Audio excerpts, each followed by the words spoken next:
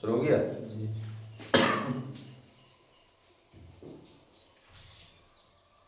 हम लोग क्लास 9 के पहले चैप्टर में हैं और पहले चैप्टर में पढ़ चुके हैं इससे पहले कि क्या है कोशिका, और चैप्टर का नाम ये कोशिका जीवन की आधारभूत संरचना।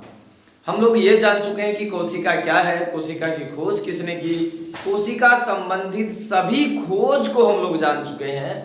अब हम जानने वाले हैं कि कोशिका के अंदर प्रवेश करते हैं जब इलेक्ट्रॉन माइक्रोस्कोप का आविष्कार हो गया और उससे पहले जो सूक्ष्मदर्शी थे उसके आधार पर कोशिकाओं के अध्ययन को आगे बढ़ाया गया। जैसे जैसे कोशिकाओं के अध्ययन को आगे बढ़ाया गया वैसे वैसे कोशिकाओं से जुड़ी हुई बहुत कुछ चीजें जो है सामने उभर कर आई। इसी में से कुछ और खोज जो हम लोग पढ़ चुके हैं, इससे पहले बहुत सारे खोज पढ़े, उनके अलग अलग कोशिकांगों के बारे में पढ़े, कोशिका के कोशिका द्रव में 10 से 12 जो संरचनाएं होती है उनके बारे में पढ़े। आज हम लोग कोशिका की संरचना की व्याख्या करना जो है वो प्रारंभ कर रहे हैं। कोशिका की जो संरचना है वो किस प्रकार से होती है और कोशिका की संरचना में कौन कौन से वो महत्वपूर्ण अंग जो कोशिका की रक्षा करता है, कोशिका का साथ निभाता है और कोशिका के साथ रहकर कई सारे कार्यों को, कोशिकीय कार्यों को अंजाम देता है, जिसके कारण कोशिका न सिर्फ संरचनात्मक इकाई का कार्य करती है बल्कि संरचनात्मक के साथ साथ क्रियात्मक इकाई का भी कार्य करती है। चलिए हम लिखे क्या है, कोशिका की संरचना के बारे में जानते हैं। क्या है कोशिका, इनके बारे में जानते हैं कि कोशिका की संरचना जो है, कोशिका की संरचना सहजता से समझने के लिए, चूंकि उस समय अच्छे इलेक्ट्रॉन माइक्रोस्कोप नहीं थे या अच्छे माइक्रोस्कोप नहीं थे, जिसके कारण हम किसी भी सूक्ष्म जीव को उतना बड़ा जूम करके नहीं देख पाते थे। परंतु जैसे जैसे समय बढ़ता गया वैसे वैसे हमारे पास सूक्ष्मदर्शी अव्वल दर्जे का आता रहा, बहुत बढ़िया आते रहा, जिसके कारण हम कोशिका को भी कई सूक्ष्म जीवों को जूम कर करके अच्छे तरीके से अध्ययन करते रहे।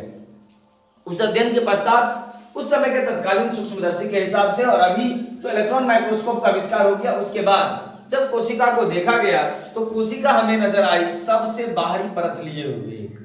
प्रत्येक कोशिका के चारों ओर एक दोहरी, पतली, लचीली, मुलायम झिल्ली होती है, प्रत्येक कोशिका के बाहर नजर आने लगी और ये पहली प्रारंभिक झिल्ली है कोशिका के चारों तरफ जो नजर आ रही थी। ऐसा झिल्ली जो बहुत ज्यादा पतली भी है, मुलायम भी है, बहुत ज्यादा लचीली भी है, कोशिका के आकार को ये बना रहा है, ऐसी झिल्ली सबसे कोशिका के बाहर पाई गई। फिर कोशिका के बीच जो है द्रव पाया गया जिसे कोशिका द्रव कहा गया और इस झिल्ली को जो कोशिका के बाहर है इसको कोशिका झिल्ली कहा गया। ऐसा पाया गया रॉबर्ट ब्राउन ने 1831 ईस्वी में कोशिका के बीच में कोई ऐसा गोलाकार संरचना है जो बहुत फायदेमंद है कोशिका के लिए, जो ऐसा लगता है कि कोशिका का दिमाग वही है। बाद में पता चला, बाद में इसका नामकरण किया गया रॉबर्ट ब्राउन के बाद, या फिर रॉबर्ट ब्राउन ने स्वयं इसका नामकरण किया। उन्होंने कहा ये न्यूक्लियस है यानी केंद्रक है। इस प्रकार से कोशिका की संरचना को आगे बढ़ाया गया। तो हम लिखेंगे कोशिका की को सहजता से समझने के लिए, अच्छा से समझने के लिए, आसानी से समझने के लिए कोशिका को 3 भागों में बांट दिया गया। सबसे पहले उसकी सबसे बाहरी परत कोशिका झिल्ली या प्लाज्मा मेम्ब्रेन या प्लाज्मा झिल्ली, सेल मेम्ब्रेन या प्लाज्मा मेम्ब्रेन, कई नामों से इनको जाना जा सकता है। कोशिका झिल्ली, सेल मेम्ब्रेन अंग्रेजी हो गया, प्लाज्मा मेम्ब्रेन या प्लाज्मा झिल्ली, ये कोशिका झिल्ली है। इसके बाद बीच वाले पार्ट जो द्रव के रूप में है इसको कहा गया कोशिका द्रव, और सबसे मध्य में जो एक छोटा सा गोलाकार संरचना है जो कोशिका के आयतन से बहुत ज्यादा कम है और इसे कहा गया केंद्रक, ये कोशिका का दिमाग कहा गया इसको। इस प्रकार से कोशिका की संरचना को बेहतरीन अध्ययन करने के लिए 3 अलग अलग भागों में बांटा गया।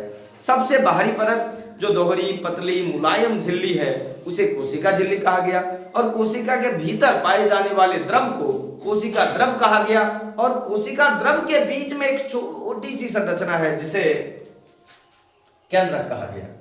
हम आज पहला जो बाहरी संरचना है उसको इलेबरेट करते हैं, यानी कि कोशिका झिल्ली को अच्छे से पढ़ते हैं। क्या है कोशिका झिल्ली, किसकी बनी होती है, इसका क्या कार्य है।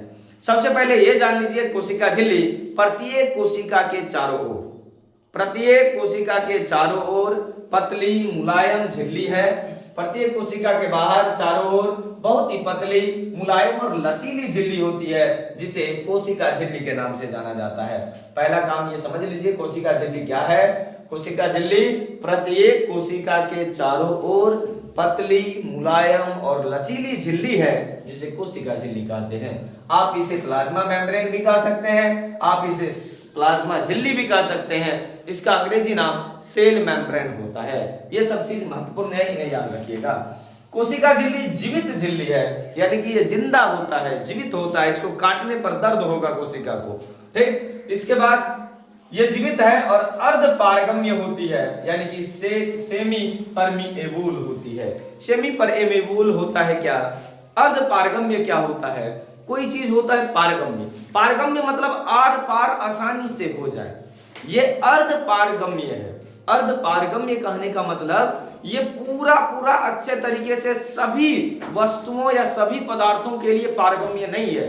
कुछ ऐसे पदार्थों के लिए पारगम्य है जो इसको जरूरी है, और ये कुछ ऐसे पदार्थों के लिए इसको बाहर निकालने के लिए पारगम्य होता है, कुछ अपने अंदर आने के लिए पदार्थों के लिए पारगम्य होता है। इसीलिए ये पूरी तरह पारगम्य नहीं है, इसलिए इसे इस झिल्ली को अर्ध पारगम्य झिल्ली कहा गया है। इसके अलावा इसका जो है अन्य नामकरण भी किया गया है, चयनात्मक पारगम्य झिल्ली।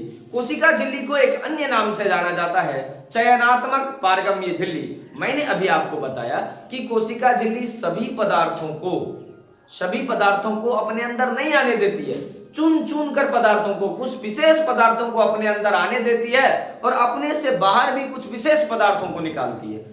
ऐसे गिने चुने हुए पदार्थों को ही ये अपने अंदर आने जाने बाहर देती है। इसी कारण ये चुन चुन को कुछ ऐसे विशेष पदार्थों के लिए ये पारगम्य होती है, इसीलिए इसको कहा गया है चयनात्मक पारगम्य झिल्ली, ठीक। यानी चयनात्मक पारगम्य झिल्ली भी कहा जाता है इसे। अच्छा, कोशिका झिल्ली बनी किसकी होती है, तो कोशिका झिल्ली दो अलग अलग चीजों से बनी होती है। कोशिका झिल्ली में दो साइड प्रोटीन की परत रहती है और बीच में एक परत होती है लिपिड की, यानी कि दोनों साइड प्रोटीन और बीच में एक परत लिपिड की बनी होती है। आप यूं कहें कि कोशिका झिल्ली लिपिड और प्रोटीन की बनी होती है। इसके अलावे कोशिका झिल्ली के कार्य क्या है। मैंने पहले ही कहा कि कोशिका झिल्ली यांत्रिक सहायता देता है, कोशिका झिल्ली एक कोशिका को निश्चित आकार देता है। इसके अलावे क्या है, तो कोशिका झिल्ली अलग अलग प्रकार के अणुओं को बाहर निकलने और अंदर आने में नियंत्रण करता है। अणुओं को बाहर निकलने और अंदर आने का नियंत्रण कोशिका झिल्ली के द्वारा होता है।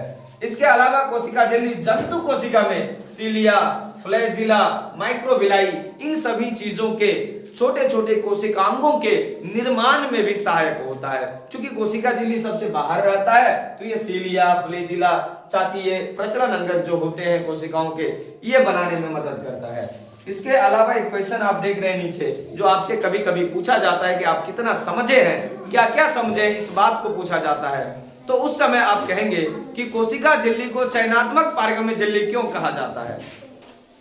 तो कोशिका झिल्ली को चयनात्मक पारगम्य झिल्ली इसीलिए कहा जाता है कि वह कुछ ही पदार्थों को अंदर तथा बाहर आने जाने देती है। अतः इसी कारण कोशिका झिल्ली को जो है चयनात्मक पारगम्य झिल्ली कहा जाता है। चयनात्मक पारगम्य झिल्ली कहने का सीधा अर्थ है कि यह कुछ विशेष पदार्थों को ही अंदर या बाहर आने देती है, इसीलिए इन्हें चयनात्मक पारगम्य झिल्ली कहा जाता है। इस प्रकार से आप समझ सकते हैं कि कोशिका क्या है, कोशिका की संरचना क्या है, कोशिका झिल्ली को क्यों चयनात्मक पारगम्य झिल्ली कहा जाता है। अब हम कोशिका की संरचना को प्रारंभ कर चुके हैं, धीरे धीरे हम कोशिका की संरचना को बहुत अच्छी तरीके से पढ़ पाएंगे।